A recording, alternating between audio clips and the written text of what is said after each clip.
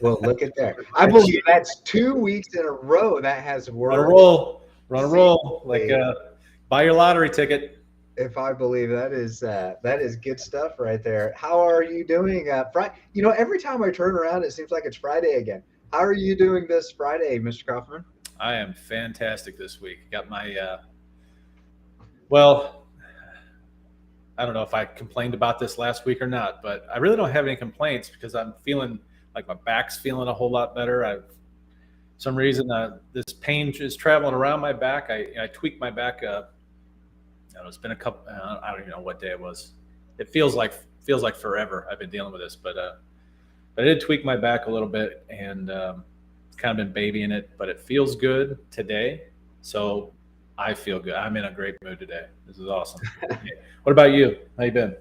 It's going all right. If I'm being honest, perhaps getting spread a little thin, maybe a little thin lately, if I'm being honest. So gonna have to get worked out a little. Time management, right? Time management. So yeah, it just keeps piling on, doesn't it? We got another deal coming this week, and we got a couple rehabs going. We've got this deal. We've got this fund that we're building. Then outside of that, I'm helping my wife build this little business here, and yeah, I mean, this week felt like when people tell you that you've always heard that expression, like one thing comes in, one thing has to exit. That's exactly what it's like.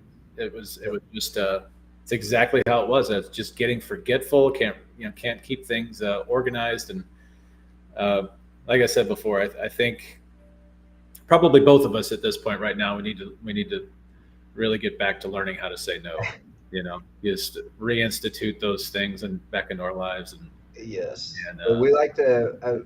But along those lines, though, is like we like to take care of our people, especially the Sub 2 Empire community and all that stuff. We like to take care of the people, so we always try to dedicate the right amount of time for that too. But yes, it's been getting pulled in various directions lately, so it's good though. I mean, it's busy, right? I mean, it makes like I said, every time you turn around, it's Friday again. Like the days of the weeks go by quick, but you got to make sure you focus on the right thing so that you make the money. Yeah, right? That's it. That's just the thing. Like profit business. So all of these things that we're doing right now are actually, they're producing, or they revenue building. It's not like we're out here just volunteering for crap that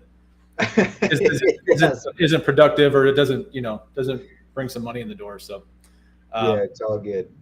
Yeah. But with all that said, though, I guess what? So welcome to our next to the next installment. We're at episode 42, I believe, of the Creative Real Estate Investing Mastery Podcast, and so we appreciate you. The Sub 2 Empire community hopefully has been watching, and we do this for just information. Well, really, because I kind of like it. I don't know if you enjoy it as much as I do. Just talking shit and talking real estate, but it's kind of enjoyable. It's good to get it out, definitely. Back when I used to do this by myself, I'd always complain, especially and privately to my wife. I'd say, "Man, I really don't feel like doing this week." But once I got on there and once I started doing it, I really, really did enjoy it, and I felt I got a little, if anything, a sense of accomplishment that I did something I didn't really want to do, and I feel the same way about this. It's like there's these weeks I'm like, man, I need to just text Ken and tell him I'm not up for this week. And then we jump on here, and it's all good. It's fun. So and then you see my smiling face, and you're just like, all right, we're gonna power through it. Yeah. It's all good. Speaking of powering through it, what is our topic for today's episode? Okay, I have a saying that probably many people who, if you watch this podcast, have heard me say before. But there's particularly when it comes to doing creative deals, because we tend to get excited, and I'm going to focus on subject 2 here for just a minute, because we tend to get excited when we finally, if you're talking to a seller and you're talking to a motivated seller, and then all of a sudden they agree to your creative terms or your subject to offer, we just automatically think that, wow, we've got a seller here that's willing to let me take over their mortgage, and this is awesome. This is going to be great.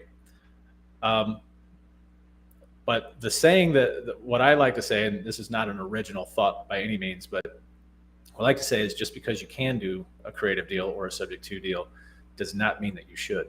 Yep. And, so know when to walk away, right? Yeah, That's the motto.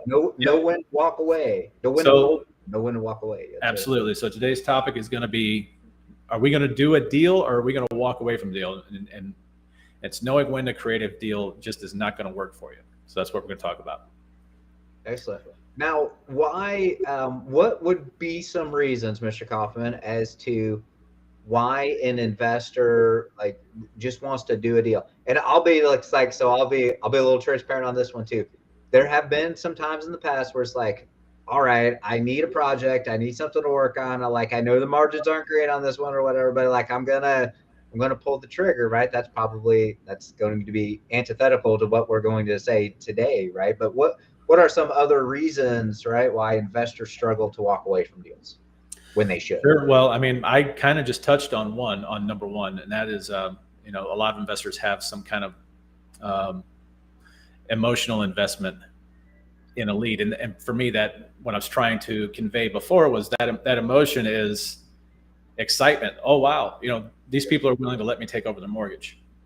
So I'm just going to follow through with this, regardless of whether this thing is profitable or not. They get so excited about, getting that lead. That lead is just, for lack of better terms, putty in their hands. They're just like they're ready to go. They're ready to do this deal, and they think that, they just have to follow through with that lead. So it's an emotional investment. Then you have what is commonly referred to as FOMO, fear of missing out. Yeah. So, you can walk into a deal and maybe there's social pressure, maybe there's outside pressure for you to get this deal done, maybe even you have dare I say a bad coach that's pushing you to get these deals done. Hopefully not. Right. And so some folks might feel like they need to go out and get one of these creative deals done because Joe Schmo down the street just did one. You know what I mean? Yeah. So FOMO can be one as well. Then we have a lot of people. Marketing is expensive. It can be expensive if depending on what your marketing channels are. But a lot of people think that just because you're spending a lot of time and or actual money on a deal, that you have to do a deal. You're being forced to go out and buy this deal and we call this the sunk cost of doing a deal. It's the time and or monetary investment that you have into a deal that makes you believe that even though it's not the greatest deal, even it might even be a bad deal, that you still need to follow through with doing that deal. Right. That's a big mistake. I'm guilty of that as well. I've done that before in the past, for sure. On very things.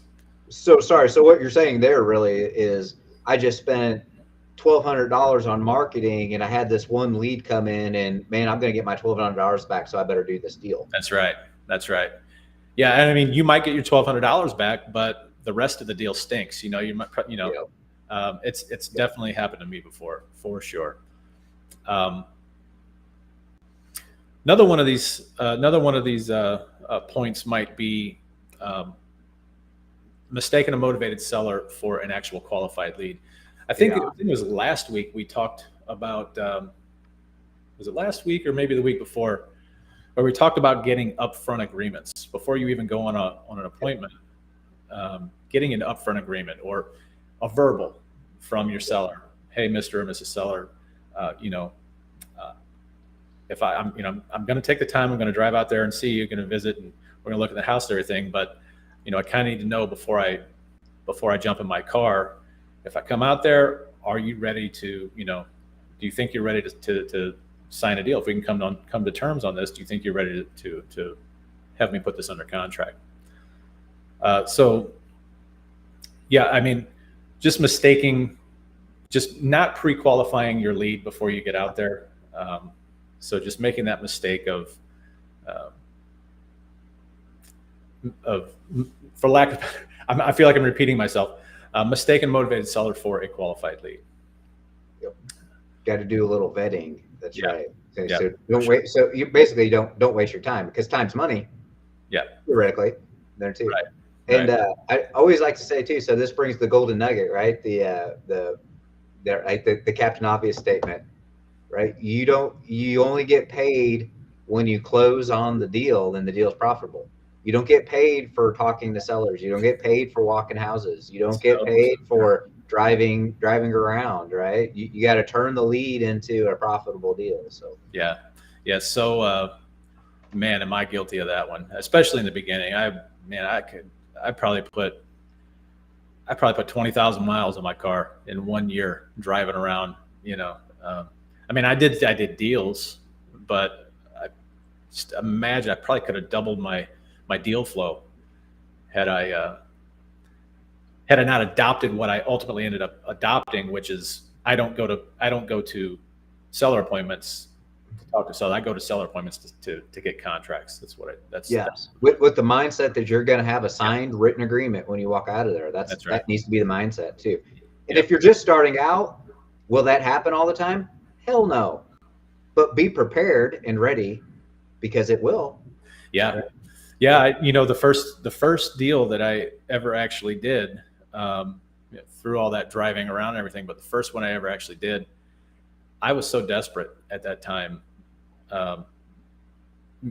meaning not desperate to just get a deal, but financially I was desperate. I needed to make some money. And so I absolutely went into that appointment with that correct mindset of, I am not leaving this appointment. As I'm driving there, I'm talking myself up. I am not leaving this appointment without a contract, and I'll be damned. I got my first contract with that mindset for sure. Nice. Now our theme for the episode today is deal or no deal, right? Or know when to fold them and walk away too. So let's talk about the red flags that come up, and hence time to walk away, right? The red flags that will tell you, like, okay, this probably isn't a deal, right? So what is red flag number one, Mr. Kaufman, for our audience today? Red flag number one is going to be, it's going to be all about price. Almost all sellers probably, it's a very rare occasion where a seller will present a price to you that seems like it's a good deal. In the ballpark. Right. Not in the ballpark. Yeah, correct. This is particularly true with FSBOs. For sale by owners, they're always overpriced, way overpriced. Yeah. But so red flag number one is the seller is unrealistic about the value or the price of their property. Yeah. Generally speaking, they're going to want, what they do is they go out to Zillow and they see what the houses in the market or in the area are selling for. They're not, most sellers are not that lost in this business that they wouldn't at least go do that. They wouldn't at least research that. Oh, for sure. But they just don't. Most sellers just don't understand about. They don't know how to compare what say a house that you can sell for full market retail, meaning tippy top house looks great. It's like they have blinders on when they go out to Zillow and they see these prices. They see these houses that are, similar in beds and baths and square footage and all that good stuff, but they don't look at the amenities or the how well a house might have been remodeled. It's like they have those blinders on, and so they tend to set their pricing based on the high end of the market of their particular area. And they just don't understand. They don't see what we see, is what I'm trying to say. Yes. And the counter to that too, right, is saying, okay, the counter to that is just be transparent with the numbers, right? And say, okay, well, here's what sold. Like, here are the comps. Here's the rehab, here's what it's going to cost, whatever it is, and just say, I can't pay that for you. Like, just show them the numbers, and maybe they'll become reasonable, maybe they won't. But if they don't become reasonable, then what do you do, Mr. Kaufman? You move on. You move on. I always like to say that there are certain brutal truths when it comes to that a seller needs to understand, that you need to convey to them. Maybe you don't want to. You don't want to be. You probably don't want to present it like that. You don't want to say, "Mr. Seller, here's the brutal truth." You probably don't want to do that. But there are things that they need to understand. There's a line that delineates a retail sale between an investor sale. And I will tell you this: I think that your property inspection checklist is going to be your best friend in this situation. You're going to be able, if you walk through this and thoroughly inspect that property, you're going to be able to show them exactly, maybe not down to the exact dollar, but you're going to have to show them some pretty basic numbers on what it's going to take to get that property to the value that they're asking. And so remember that if you've got a good property inspection checklist, that is your best friend in an inspection scenario or a walkthrough scenario. And two, I just want to toss this out too. Like, many times we can give a higher asking price on creative terms. Like, we talk about this all the time, right? So if we're getting good terms, we can give a little more on the price in the end, X number of years later, right? Depending on what the exit is. But a creative deal can't fix everything, right? It cannot overcome some of those things. So yes, when you're creative, can you be better, higher on the price to Mr. Seller? Probably, but you can't be crazy, right? Yeah. I want to give you a perfect example of that. I mean, is this showing up on the screen? Yes, it is. Okay. That's a nice little house right there too, by the way. Yeah, it was. And when I walked into it, it didn't need a whole lot of work, but this house was so underwater at the time. I mean, I literally scrunched every single number I could. And I'm not trying to toot my own horn, but I'm fairly well known for being able to turn what looks like a bad deal into a decent deal. I have that ability. I can do that. And this one, I just could not.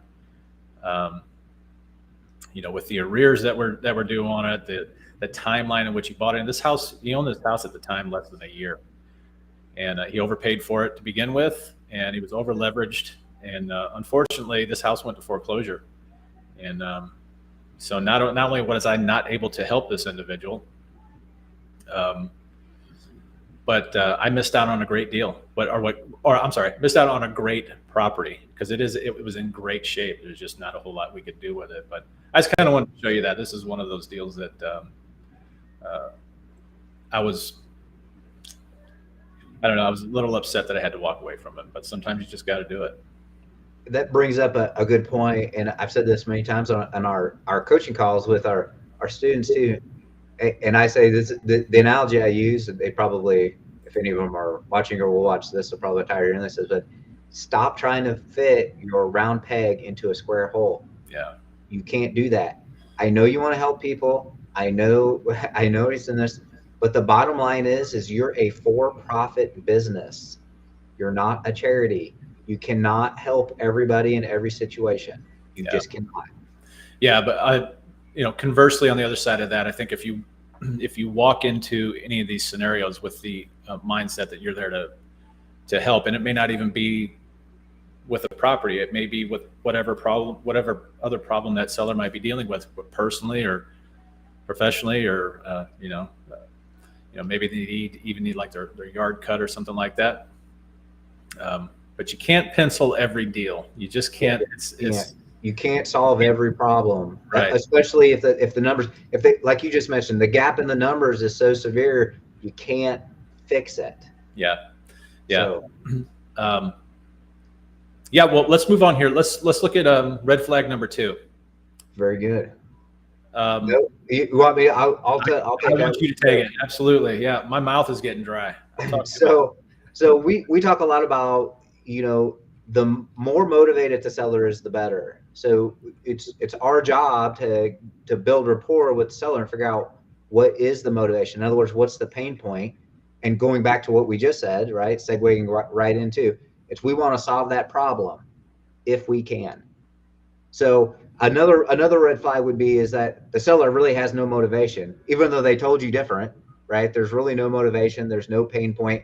And if there's no real motivation or pain point, like, what are we doing? Like, they're not going to be amenable to a creative deal. They maybe just want to, sell it for retail. Going back to what we just said here. So, if there's no seller motivation, there's no pain point, there's no issue, there's no problem, there's typically no deal. So that's red flag too. Yeah, on a rare occasion, you find someone who, well, for instance, this deal we're picking. This is a real good example here of kind of something that happens. That's rare that happens. We're picking up this deal that we're closing here on the 24th, and this guy isn't necessarily. His motivation is not one of pain. His motivation is one of he understands the seller finance model, and he really does like the idea of taking selling his property on terms. Yep. And getting a monthly income. He really does like it. But this is a brand spanking new house. I mean, it's literally brand new. Yeah, we don't get that. When you brought that one up, I was like, it's what? It's new construction. Like, we don't typically get creative deals on brand new construction. Those are far between. Yeah. This house was finished, I think, 2 months ago, something like that.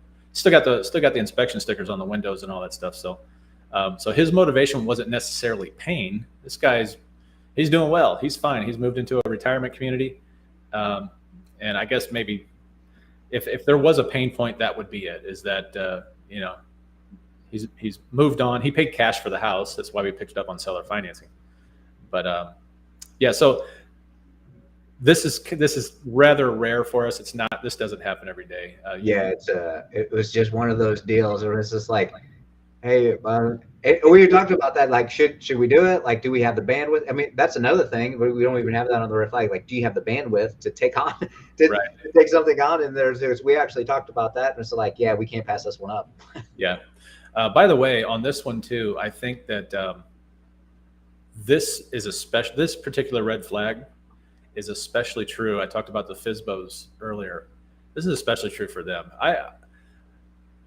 I would say upwards of, if I had to put a percentage point or percentage on it, I say upwards of 90% of all the FSBOs that I talked to, there's almost no motivation whatsoever. They don't even want to move. Yeah. Really. They're just like, it's like they're just throwing a dart against the wall and hoping that they get a hooded bullseye. I mean, it's kicking crazy.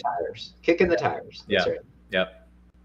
That's right. Not even taking it out for a test drive, just literally going to the dealer and kicking the tires and getting back in the cars. Right. Let's stick a sign in the yard. If we get what we want, we'll think about moving then. That's good. It's crazy. All right, moving on to red flag 3. I'll just move forward because we've really already talked about this one. Right, the numbers don't work.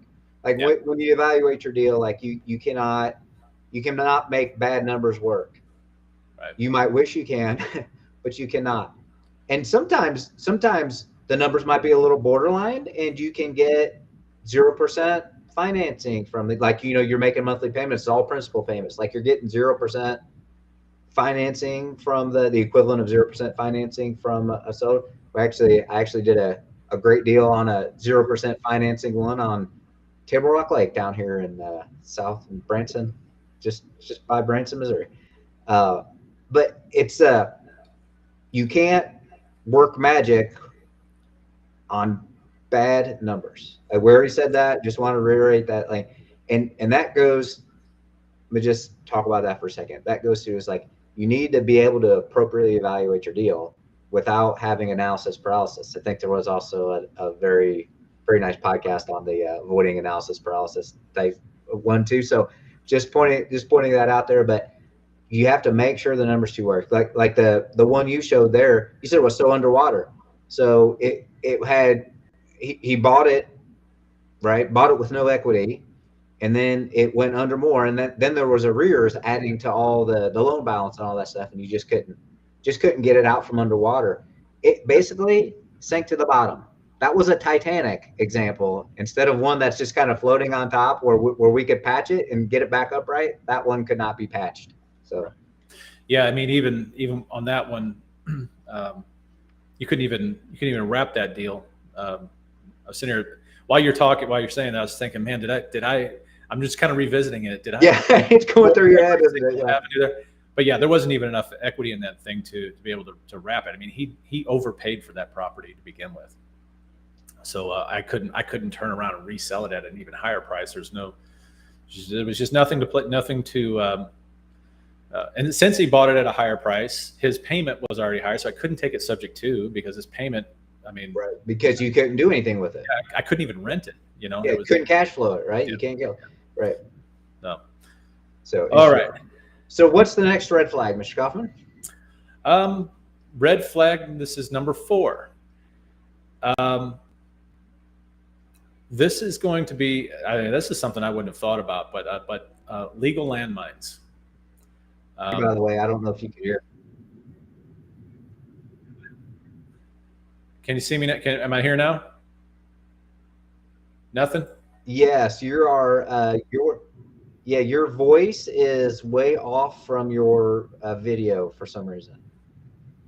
Oh, that doesn't surprise me one bit. Well, I think this is just Skynet having fun with us again. So now. See, I think it's you because you're fuzzy. You're fuzzy. Yeah, the technology all week has been bullshit. So that's my favorite movie of yours, by the way. That is absolutely my favorite movie of yours. I see you wave. I know there's problems when you're sitting there waving your hands. It's perfect. Yeah. You're much better now, by the way. So okay. Legal landmines, or I will say. Now, when I say legal landmines, a lot of people might think of title issues or something like that, which that is certainly true. There's there's certain things that when we're talking about title that you just can't overcome, or that it might not be worth the juice might not be worth the squeeze. One of those happens to be like federal tax liens. Those tend to be very, very hairy and take a long time to get released and all this good stuff. Probate obviously is going to be one of those things. Probate's going to take, or it can potentially take a while to clear up. The biggest legal landmine from my perspective is, because I've dealt with this many times. Well, not many times, but the times that I have dealt with, it's been really scary and it's just a bad situation. And that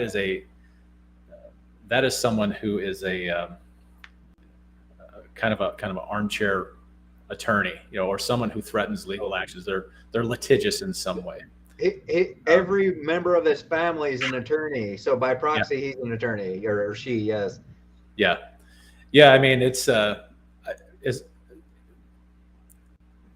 personally, I don't deal with litigious people at all. I don't like the threat of it. I don't like.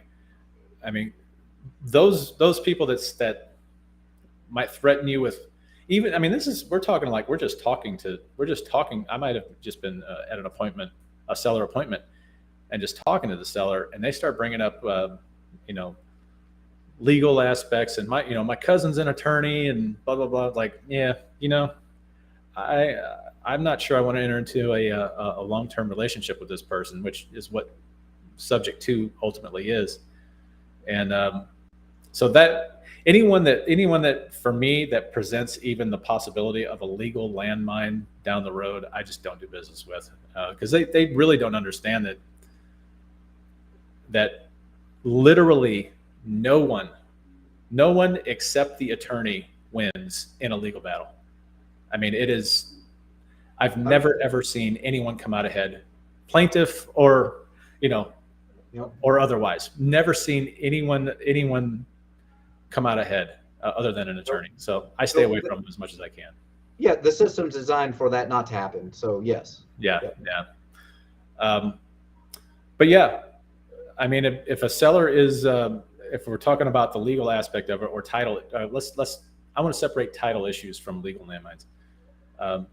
title issues, if there's a seller that's really maybe not willing to fix a title issue or pay for clearing a title up or something like that, that might be something that you will raise your eyebrows and maybe you should walk away from, because who knows what else is out there? Who knows? Title companies are generally speaking, they do a pretty good job of doing the research. But title insurance is there for a reason, because they miss things quite a bit. Yes, it happens more than you think it does. It happened to me. It happened to me one time, and I was absolutely sick over it. I found out that a house that I'd purchased subject to, got a title policy on it and everything. There was a lien, a Medicare lien on this property that was placed on it after we purchased it. And none of this was discussed. We did get a title policy on it. But they have Medicare has that 5-year look back period. And boy, when we went to sell that thing, we found a buyer, we rehabbed it, found a buyer, all the good stuff. Everything was great. And then we got hit with an $80,000 Medicare lien. And now we negotiated that down. We negotiated that down to $8,000, but that's still $8,000 of our profit that was, sent back to Medicare. So really scary stuff. If you've got serious title issues, or if you're going to take a property using creative financing, you not only do you have to vet the title itself, but the title company that you're working with needs to vet the individual as well. I mean, we run into issues with child support, back payments on child support and things like that. It is it's much more common than you think it is. So you want to get clear title it's very, very important to get clear title. Let's just put it that way. Yep. And that leads us into red flag number 5, our last for the episode today. This is my favorite one too, by the way. This probably should have been number 1. This should be number 1. This should be number 1 is listen to your gut. Yeah. Your intuition is there for a reason. Mm-hmm.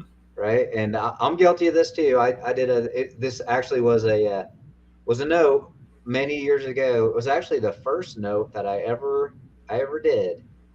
And it was to someone that was a coworker, and I knew better, but I still did it anyway. Right. We decided to do it anyway, and should have listened to the gut, right? Because the deal turned out a bit sour in the end. And so you should listen to your gut. So I always do that. Like if I get any kind of tingly sensation when I'm walking in there or dealing with anything too, I go right back out and just say, yeah, I can't do the deal. Yeah. And what goes with this too is what we talked about before. I'm going to lump this into this red flag too, is make sure you can do the deal. Like there is something to be said for you got 65 things that you have to do this week. And that means 60 of those 65 things are probably going to be done not up to your normal standards. And you don't want a deal that could be very profitable to be half-assed, where it becomes break even for you because you missed something or dropped the ball on this or dropped the ball on that when it was all said and done, right? Or held it longer than whatever it is, right? So know your limitations, listen to your gut. That's red flag number 5. Yeah.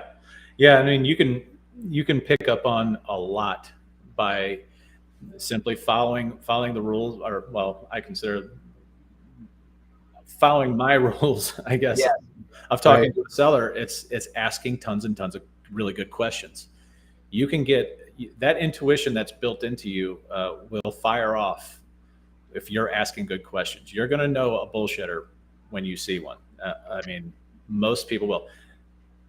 We've all been there. We've all taken it on the chin, I guess, a little bit for, because especially here, I call it, you laughed at me when I said this. I said this a long time ago, but you laughed at me. I call it this Midwestern gullibility, where we're very nice people in the Midwest, but we can be, a lot of folks get taken advantage of. And there's another phenomenon that that I talk about, and this is not an original thought either, but there's this idea of in electronics. I've talked about this before, but I'm repeating myself. But in electronics, we have on an oscilloscope, you'll have when you're trying to get that perfect waveform that shows up on an oscilloscope. Anything other than that perfect waveform is noise. When you finally see that perfect waveform, that is signal, and signal equals the truth, where the noise is everything else outside of that signal. And so I like to compare it to that, because if you go into a conversation with that kind of mindset, and you start seeing you start seeing these little gives, these little nuances of in this, when you're talking to your seller, that make you scratch your head and go, is that really the truth? Like, is that, chances are your intuition's telling you that is BS. And I don't know about you, but I cannot put up with that stuff. No matter how good the deal looks, I can't do business with people who aren't truthful. And so yeah, I just think the intuition thing, this, as you stated, this should be number one, because this is the first thing that you're going to realize. Like, this is the first thing you're going to know as soon as your seller, or really anybody you're doing business with, as soon as they open their mouth, you're going to know. You're going to get a feeling. And I'm not much for emotions, I'll tell you that. But this one is built into every single one of us. Yep. Along with your intuition too, like I call it the bullshit meter. So after, many people know that, I retired from public education. I was in charge of human resources for school districts, and let's just say that my bullshit meter, pretty friggin' accurate, brother. Pretty friggin' accurate over the years. Like, it's been fine tuned. And my wife always looks at me, because we'll walk out of a meeting or something, or I'll just say, like, that person we just met was blowing smoke right up your ass, right? Yeah. And she goes, well, what are you talking about? And so I just like, yeah, that's not true. That's not right. This isn't right. No way, Jose. And like 9 times out of 10, I'm pretty damn accurate with it. So she always is like, how do you know that? It's just like, you just get a feel for it. After you're in so many sellers, in front of so many sellers, or whatever your vocation is, like, you just get a feel for it. You know what I mean? Yep, for sure. And that brings me to the show. It took almost all podcast episode, right, for the shameless plug. But that's why you want to partner with us, because we have good bullshit meters, and you can use ours to help you with your real estate business, right? That's the motto today. Yeah, guys. I should have put the little scroller thing up, the little thing that scrolls at the bottom. But yeah, I have deal partner program. It's officially live. I think we launched it, is it a month ago? Something like that. Yep. Awesome program.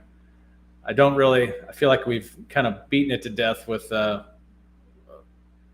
the podcast, but you should guys go check it out. Go over to our website, sub2empire.com. Check it out, see what we got going on over there. And I think that's it, man. You got anything else? I don't. We actually, I don't know if you saw this or not, but I just missed. Usually we get a note too. We do have looks like we have a comment in there. You wanna take the comment before we sign off? What we got here? Let's see. Doesn't say who this is from, but it says, hi, I'm in the construction business, getting into real estate. Can you walk us through a recent transaction where traditional lending just wouldn't work, but a creative structure got it done?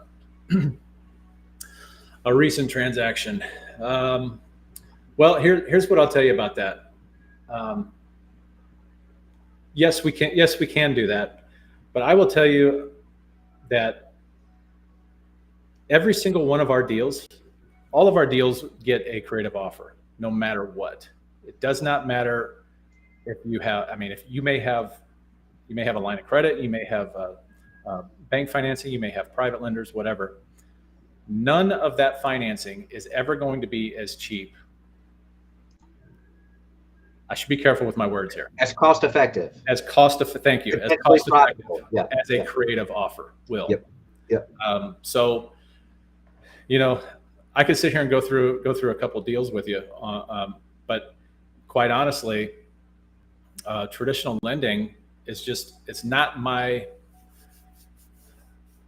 It's secondary. Yeah, it's become secondary for us as opposed to primary. Yeah, I mean, I've put this out there before. Right now, I own 44 rentals, not rentals.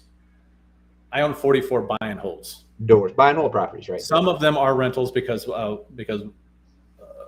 of those is an apartment complex, but everything else that I own is seller finance. Now, I only tell you this because of those 44 deals, only 2 of them currently have bank financing in them. The rest of them are all either creatively financed or picked up subject to. So, I mean, that's where my interests lie. I don't do traditional lending. So, I mean,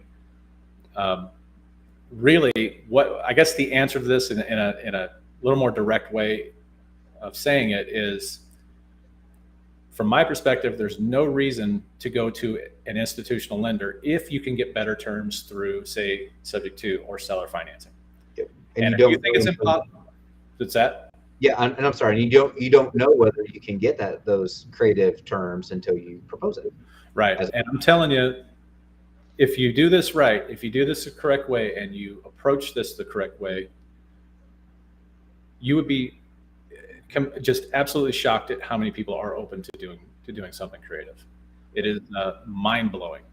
Like I say, I have a whole portfolio that's done nothing but creative, and even the flips that we're doing. Like we've got some hard money in some flips. We've got some private money in a couple flips, but the flips that we do, they're picked up with subject to, for the most part, and then then we turn around and we flip those properties. Yep. And I think a specific example that is just this last one that you mentioned, this new construction one, because if we were to try to get a regular loan to get that, right, we couldn't make the numbers work. Right. But we can make the numbers work on the terms that the seller was willing to accept, because he's straight seller financing that to us. And remember, we're taking it at the purchase price that he locked in for the new construction like 24 months ago. And then we're going to then take, right, and then the plan then will be to take it and seller finance it at a higher price at the end from 2 years later, plus a premium for the seller financing and all that. So, yeah. I hope that answered your question. I know it's. I mean, I'm not gonna pull up deals right now, specific ones, but because I just don't think it makes sense to. To me, there's no comparison. It's just like the creative stuff. You can build your own terms. It's much more usually cost effective. I do want to get down to this other one here. That just came through. It looks like, yeah. Fireside chats without the fires. That's great. That's awesome. Coming off of Facebook. Says, what risks or red flags do you look for before saying yes to a subject to? Saw this on my feed. So curious. Heard a lot about it. My question for fireside chats without the fires is, are you talking you're being offered a subject to deal, or what risk and red flags do you look for saying yes to a subject to? Before we do a subject to deal. So are you? I guess I'm assuming he's buying the subject to deal. Yeah, acquiring it probably. Yes. Acquiring it.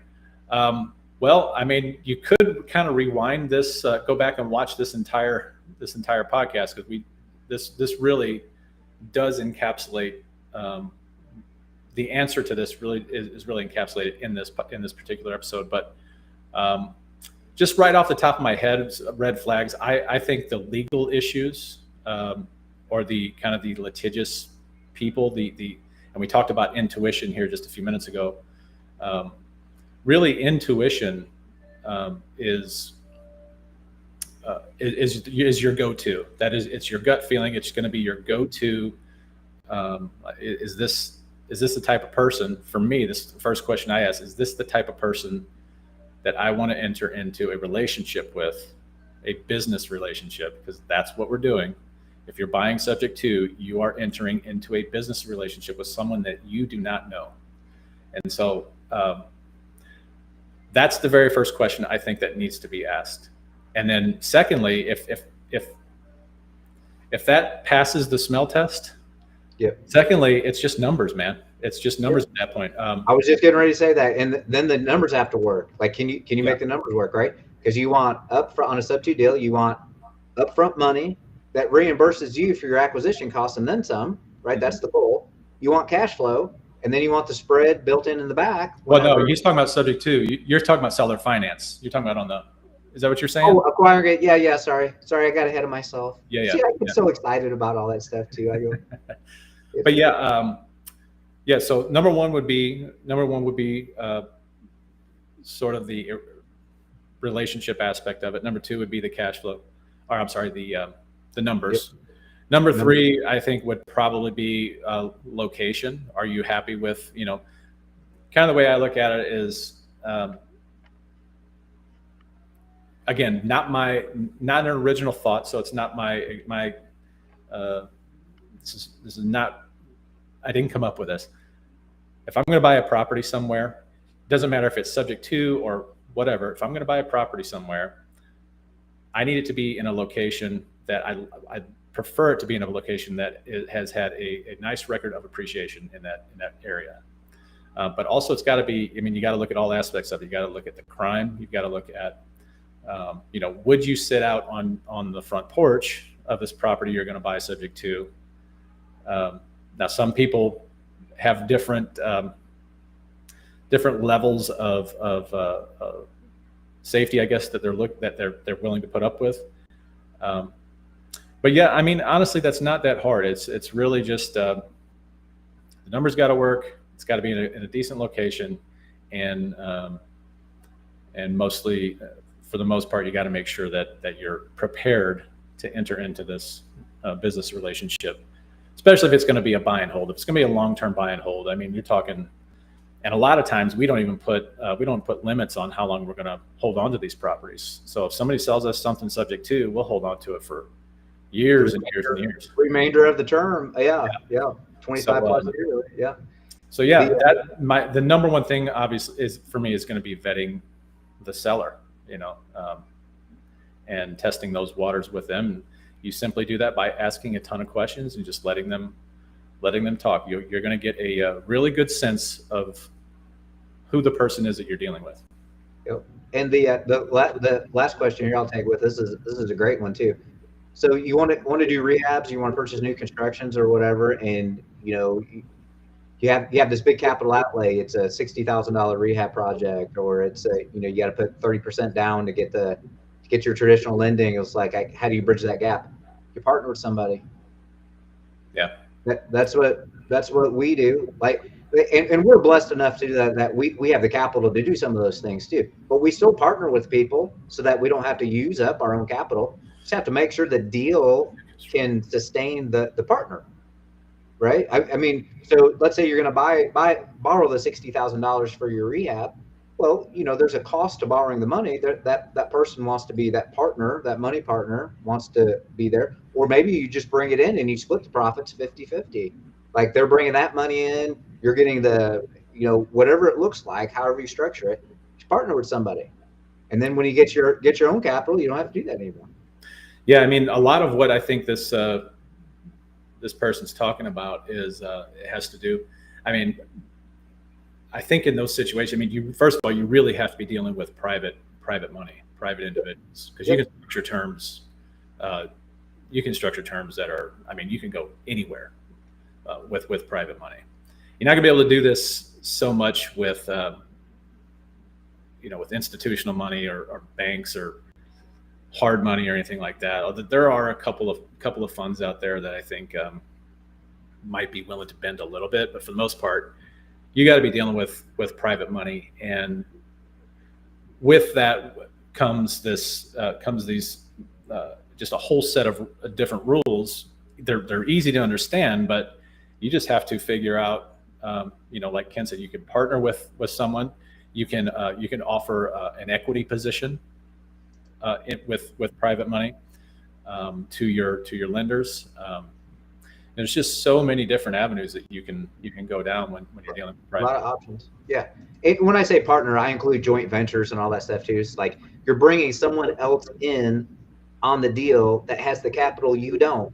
You just have to make sure that the deal can support it, and that everybody can get paid. Yeah, one of the best ways to get this done. Now, I don't know.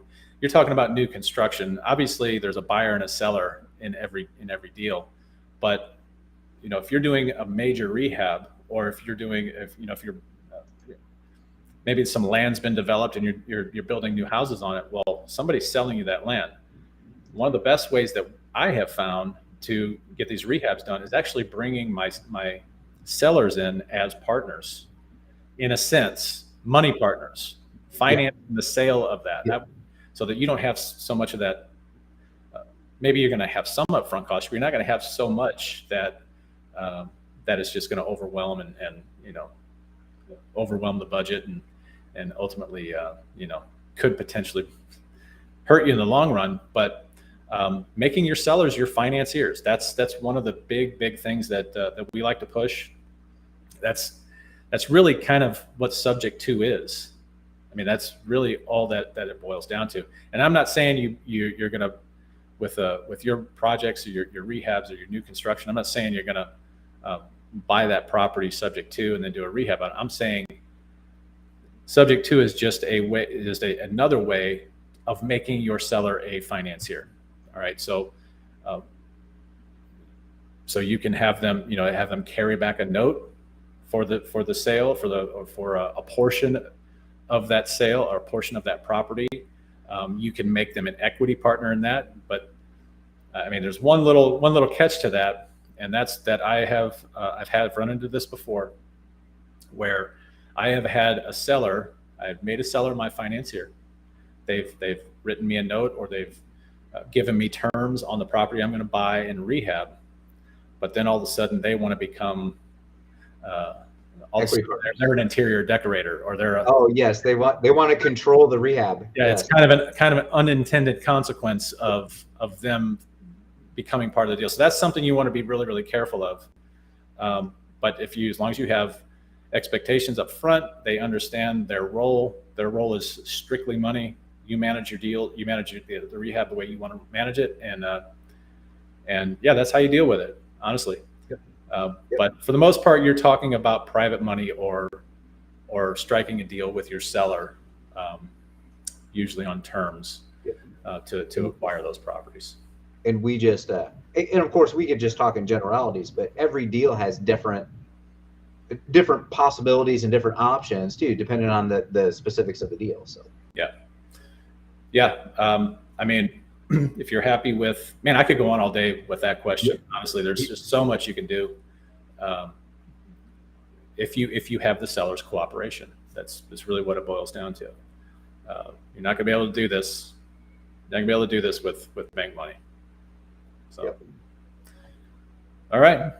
I think that wraps it up. That wraps it up today. Thanks for the questions. We appreciate it, and we will. I guess we'll be back at it again next week, right? Hey, he thanked us. Hey, thanks for asking the question. We really appreciate it. It says, where can we buy your course? We don't really sell one course. You can just go out to the Sub2 Empire store. Go to sub2empire.com /store. Yeah, if I am smart enough, I can probably put that up on the screen, can't I? It is a tech thing. You might. It is a tech thing. Okay, hold on a second. Right there. Bam. There you go. We do have standalone courses. Based on what questions you were specifically asking, like we don't have a particular course for that. That's more in just our partner program. But you can go to our store, sub2empire.com store, and check it out. Be glad to help you out. Man, I don't know about you, but I'm worn out. Yeah. So anyway, these questions make me think. Like I was just like getting. I was like, all right, we're gonna hit this podcast, and then there's like all this audience participation. So we appreciate that. Yeah. I love it. Yeah. All right, guys. You guys have a good one. We'll see you next week. 10 10:30. 11 a.m. Central. Yep. 11 a.m. 11 a.m. Central. See, I've already lost track of time. All right, guys.